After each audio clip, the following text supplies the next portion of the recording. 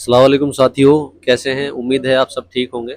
आज हमारे साथ डॉक्टर जाकिर सर हमारे साथ बैठे हुए हैं।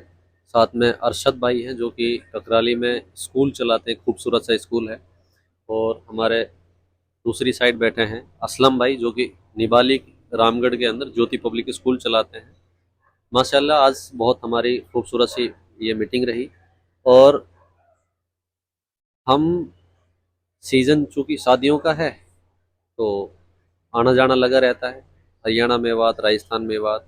और चूँकि पूरे मेवात में हम देखते रहते हैं, तो आज मैं डिस्कस करना चाहता हूँ हमारे respected sir doctor Zakir sir से कि शादियों में जैसे हम देख रहे हैं बहुत सारे बदलाव भी हुए। पहले से जिन जिन चीज़ों पे लोग बात करते थे उन उन पे काफ़ी बदलाव भी हमें देखने को मिल रहे हैं। तो आगे और हमें क्या क्या ऐसा लगेगा कि हमें ये चीज़ें बदलाव होनी चाहिए सर, तो इनके बारे में थोड़ा सा हमें ओपिनियन आपसे चाहिए। बहुत बहुत शुक्रिया अशफाक भाई। साथ में अरशद भाई हैं, निसार भाई हमारे वीडियो बना रहे हैं। बहुत शुक्रिया असलम भाई, आप भी आए। और अशफाक भाई क्योंकि अभी ये बात कर ही रहे थे, बहुत हॉट टॉपिक है ये, बहुत डिबेट्स है इस टॉपिक पर। हमारा सिर्फ ओपिनियन है साथियों, अल्टीमेट डिसीजन, क्योंकि सोसाइटी बहुत बड़ी होती है, सोसाइटी के अपने ट्रेडिशंस होते हैं, चाहे उनकी जीवन शैली हो, चाहे रस्म रिवाज हो। मैं थोड़ा हिस्टोरिक और इकोनॉमिक पर्सपेक्टिव में इस पर थोड़ा सा बोलना चाहता हूँ साथियों। दुनिया के जितने रस्म रिवाज या ट्रेडिशंस की स्टार्टिंग को अगर देखा जाए तो वो समाज की बेहतरी के लिए बने होंगे और बहुत हेल्दी एनवायरनमेंट या एक हेल्दी पर्सपेक्टिव उनके पीछे रहा होगा। लेकिन जब वो रस्म रिवाज लंबे समय तक चलन में आते हैं तो फिर बहुत सारी दूसरी चीज़ें या उसकी बहुत सारी दूसरी लिमिटेशंस उसके साथ जब चलने लगती हैं तो कई बार ओवरबर्डनड भी सोसाइटी उनसे होने लगती है। और वैसे भी अगर रस्म रिवाजों की बात करें साथियों, तो ये दुनिया के हेल्दी जो समाज हैं या जो हेल्दी डायमेंशंस हैं उनके लिए कोई बहुत फिटेस्ट ट्रेडिशन नहीं रहा। मेवात बेहतर जगह है, मेवात बहुत बड़ा इलाका है साथियों, बहुत खूबसूरत इलाका है।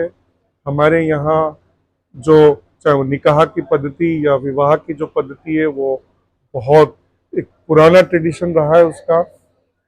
जब मेवात बहुत रिसोर्सफुल था, बहुत रिच था, तो फिर यहाँ जो रस्म रिवाज थी, चाहे वो शादी की हो, चाहे वो भात का सिस्टम हो, चाहे वो बारात का सिस्टम हो, चाहे वो छूचक का सिस्टम हो, अकीका का सिस्टम हो साथियों, तो फिर वो बहुत ही यानी खूबसूरती थी इस समाज की।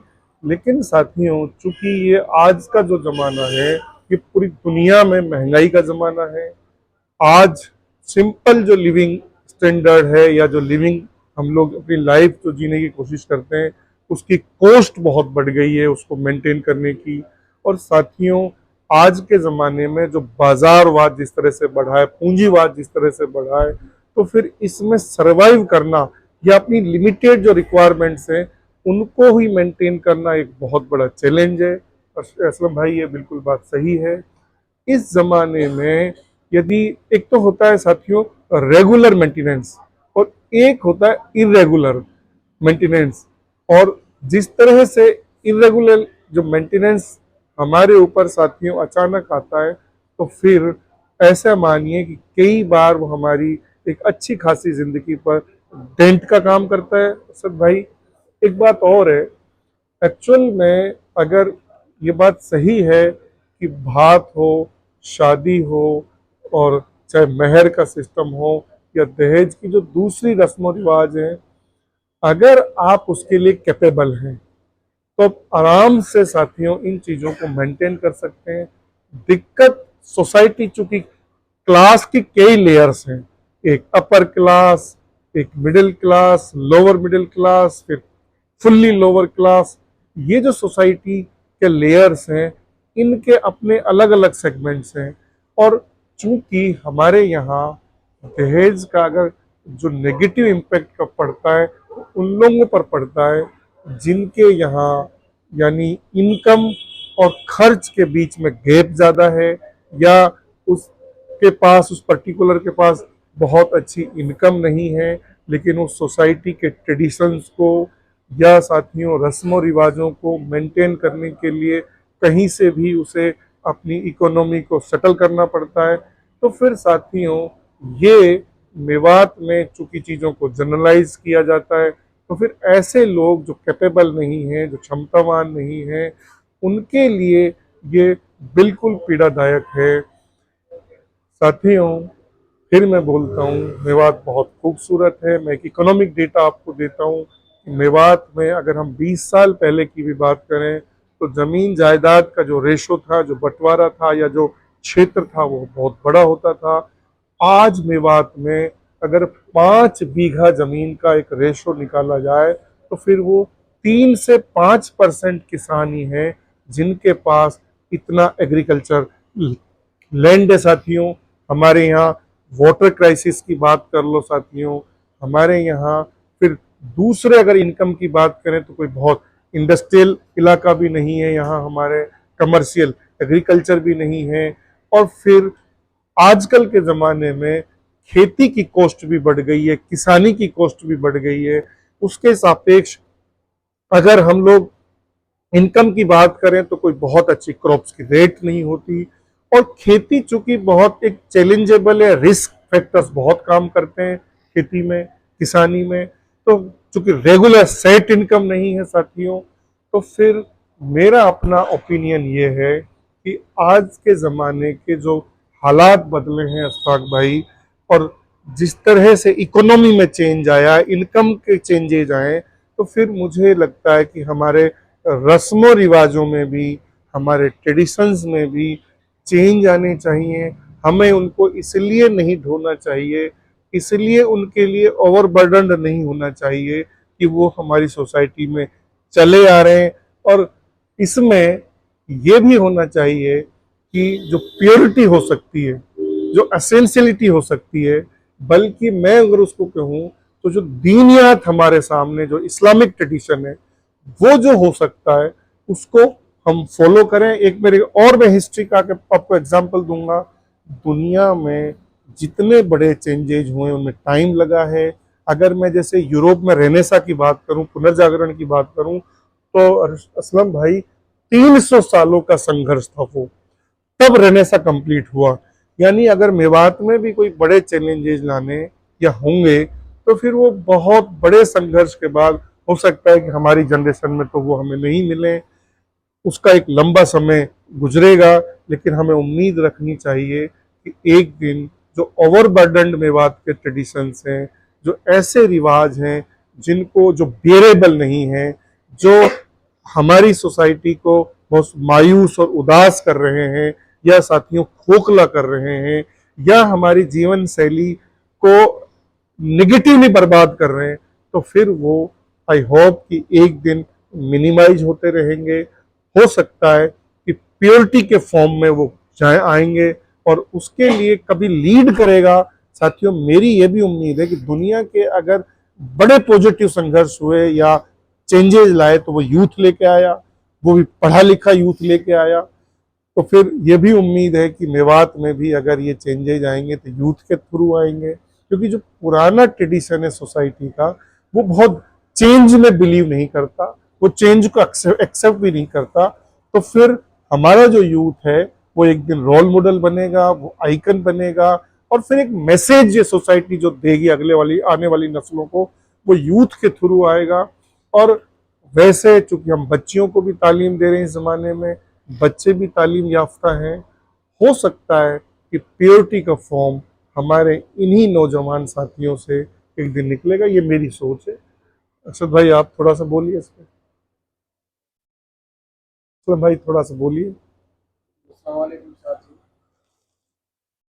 जैसा कि सर ने बताया, सर की एक ओपिनियन है और उसी ओपिनियन को लेके मैं बात करूंगा कि किसी भी समाज का, किसी भी सोसाइटी का अगर हमें डेवलपमेंट करना है, उत्थान करना है और टॉप लेवल पर लेके जाना है, तो उसके लिए एक बेस्ट ये है कि उसका एजुकेशन का स्तर बहुत अच्छा होना चाहिए।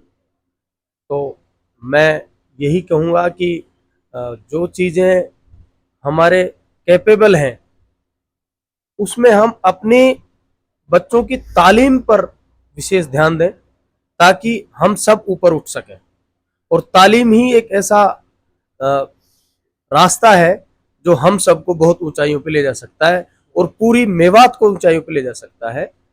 मैं यही कहना चाहता हूँ। एक बात और मुझे याद आ रही है साथियों, ये बात सही है कि कैपेबल लोगों के लिए, क्षमतावान लोगों के लिए ट्रेडिशंस को फॉलो करना बहुत ज़्यादा हर्डल्स नहीं है।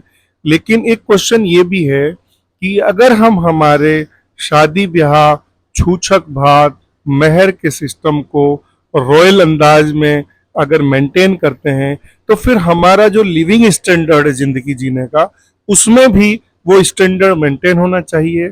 हमारे साथियों, बड़ा तकलीफ है ये कि बहुत ज़्यादा संख्या में बच्चियां एनीमिक हैं हमारे यहाँ।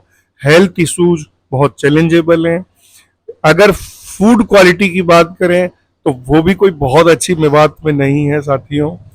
यानी मेवात में लोग इतना कड़ा संघर्ष करते हैं खाने कमाने के लिए, इतनी कड़ी मेहनत करते हैं, और फिर एक दिन साथियों जुए की तरह, या मैं कहूं कि किसी एक गेम की तरह, सब कुछ एक फंक्शन में हार जाते हैं, लुट जाते हैं, और फिर दोबारा से उसको रिगेन करने का संघर्ष करते हैं। मेवात के लोग बहुत मेहनती होते हैं। मैं कह रहा हूं, मुझे ऐसा लगता है कि अगर हमारे यहाँ हेल्थ इश्यूज भी हैं, तो वो भी काम का ओवरबर्डन है बहुत ज्यादा। हमारे यहाँ जेंडरली भी बात करें तो मेल और फीमेल दोनों बहुत वर्क करते हैं। लेकिन चूंकि हमारे ट्रेडिशंस इतने महंगे हैं, आम आदमी के लिए बहुत महंगे हैं वो, तो अगर हमारे यहाँ फंक्शंस का मेयार बहुत ऊपर का साथियों में दिखता है, तो फिर हम ये उम्मीद करें कि चाहे वो तालीम की बात हो, उसका उसमें भी अगर हम देखें, हमारे बच्चे अच्छे स्कूल में पढ़ें, अच्छी संस्थाओं में पढ़ने चाहिए।